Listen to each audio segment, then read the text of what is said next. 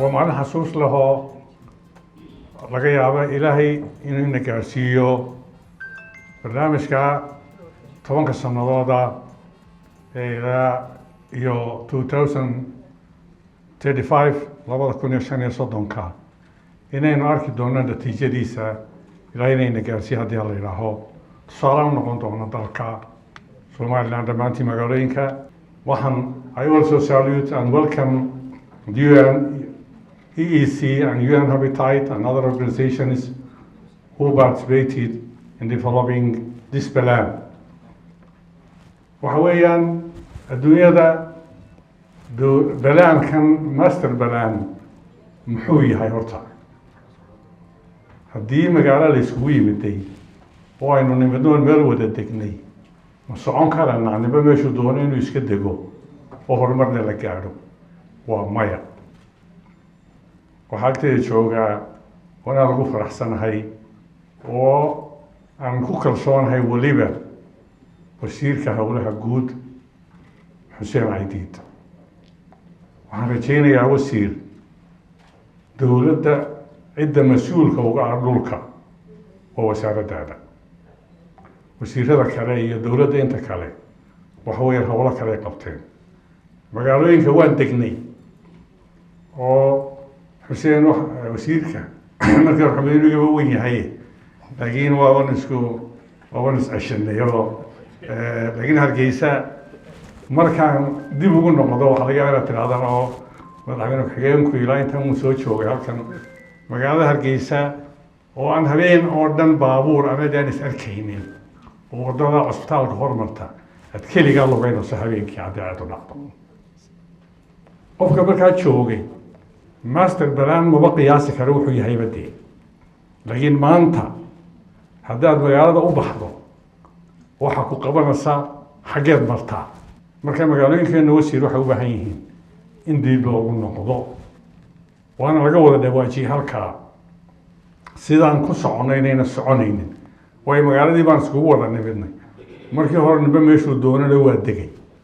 دولة دا هوسة ميل كستو مقالة كستو دولة دا هوسة meeyaradeeda iyo xildhibaanada deegaankaba waxaan ku adkaynayaa war magaalooyinka dib ha loogu noqdo dadweynaha Soomaaliland ha u diyaar garoobo qofkii la yiraaho war halkan magaalada quruxdeedii iyo dantiiba ku jirtay ka guur ee meel kale wasiyaana inuu diyaar garoobo haddii kale magaalada way xidhmaysaa cidina socon kara mayso inagoo 10 sanadood u dambeeyay waxoogaa horumarkeenu socdo baa laga yaabaa maanta inaynu wadooyinka qaarkood kalifayso sida wadannada horumaray inaan idhaahno ABC baabuurta laga dhigo oo la socon kari waayo wadooyinkeennu ma laha meel aan lugayna inagu oo dadku lugeeyo ma laha waxaa isdhex lugeynaya baabuurtii iyo gaadiidkii marka master balaanku maaha wax dhib yar kaa maantuna waxaan rajaynayaa inuu tusaale noqdo wasiirka iyo wasaaradda iyo dowladda hoose berbera iyo cid kastaba waxaan leenahay waa garab taaganahay dowlad ahaan barnaamijkaasi waa inuu fulaa si uu tusaale ugu noqdo magaalooyinka kale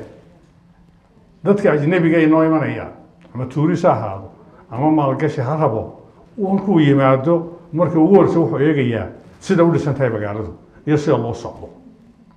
markaasuu ka qaadanaya fikrad uu leeyahay weli kuwani ma soo dhaweeye iskaga noqo berbera aan iskugu tagno waxa weeyaan halbowlaha dalkeena cidi ma laha reer ma laha waxa weeyaan waa magaalo halbowlaha adduunyaduna magaaladeeda halbowlaha way iskugu tagtaa quruxdeeda iyo inaynu maalgashiga ku soo jiidno adduunka oo berbera aynu keenno wasiirka maalgashiga waan ku bogaadinayaa dadaalka uu ku jiro haddaan adduunku wax keenina innaguna waxba qabsan kari mayno adduunku maanta ma kala maalmo wuu isdhex galay caasimadana waxaa jooga meeyar xogeenkii magaalada caasimadeedna Hargeysana dib aan ugu noqono ha cabsoonina leeyahay meeyar xogeenkii baa jooga ha cabsoonina in bilicda magaalada Hargeysa iyo in magaalada u ekaato caasimadu u ekaato inaynu ka dhigno ha cabsoonina wayna garab taaganahay haddii meel wada soo marto guriga ku hagaagto dee meel kale dejinayna guriga ninkii lahaana ha u diyaar garoobo dowladduna ha u diyaar garoodo iyana cabsoonin dowladda hoose wasiirka hawlaha guud baa ila jooga wasaaradda hawlaha guudna waxaan leenahay waa idin garab taagannahay dowlad ahaan wixii waddanka inoo qurxinaya aan ku dadaalo waa waxa weeyaan waa barnaamij taariikhiya weeye aan xasuusnaano dowladda hoose dowladaha hoose waddanka Somaliland waxaan ku wada bogaadinayaa dowladda hoose horta laba shaqooyinka ugu waaweyn ee qabata waxa ka mid ah magaaladu in la socon karo dad iyo gaadiidba iyo in nadaafadeedana in laga shaqeeyo nadiif tahay oo dadkiiba iskugu yimiday haddayna nadiif ahayn xanuunada iyo cudurrada iyo xalbo way faafayaan waa labada shaqo ugu waaweyn ee dowladaha hoose adduunka qabtaan kana muuqdaan wax kale oo wala soo maray haddaad meel martaba weydo awraba dowladda hoose aawe haddii qashinkii meel walba yaallo oo qofka bini aadmiga yimaada warku airport ka degu halkan marayaba oo warko qashinka wada daadsan war magaalada ciidan ku soo noqon mayso meeyar ku xigeen magaalada waxaan leenahay sanadkiisa maalinteeda nadaafad ahaan baan haddii ilaahay naftanooda ayaa ku mari doonaayo qashinkaanu aragnaa idinkaan dusheeda ka saarana haddii la yidhaaho magaalooyinka dhanna waanu ku qasbanaa dowladaha hoose inay nadaafadda magaalooyinka ku dadaalaan wadooyinkeegana lagu dadaalo waa inta dadka aad u haysaan waa in yar intaad joogtaan intaynu joognaa waa in yar aan ka dhigno waddankeena innagaa maanta joogna inta mas-uuliyiinta xil bayna saaran maaha xilku waana karaamo waana culays if iyo aakhiraba waana culays lagu culaysiiyey haddaan maanta idhaahun allah madaxweyne baan ahay ilaa waa culays lay saaray wasiir haddaad faantuna tahay wasiirka hawlaha guud baan ahay waa culaysku saaran aduun baa imtixaaman in ilaahay imtixaanka noo fudeeyana noo duceeya aan markaasaynu ummad noqonanaa anaan istidmaanna oo yaynaan kala gabanin runtaa laysu sheego xafiiskayga soo galo oo haddaad ganacsi tahay hadday cid walba tahay simaada waxaad tidhahdaa waxaasaa qaldan dee haddaad madaxweynaha xitaa gaari weydaan haddaynaan istilmaamin meel tegi mayno aan isu tilmaanno aan wax wada qabsanno cidina inooma maqna innagaa isu maqan soo laynama ictiraafin oo layma odhan waddan ictiraafa weyn cidina lacagay kuu keenkeeni mayso ictiraafku lacagama sidadee laakiin dadku kugu daray dee innagu aan shaqaysanno aan isku tashanno ganacsatadana waxaan leeyahay qaybtayda kaga soo aadan dhismaha iyo horumarka iyo bilicda magaalooyinka ka qayb qaato ha ku dhegino una horan halkan ganacsigeenu ku fiican yahay quruxdeedana aan ku dadaalo waddanka xaalad adag baa jirta abaaraa jira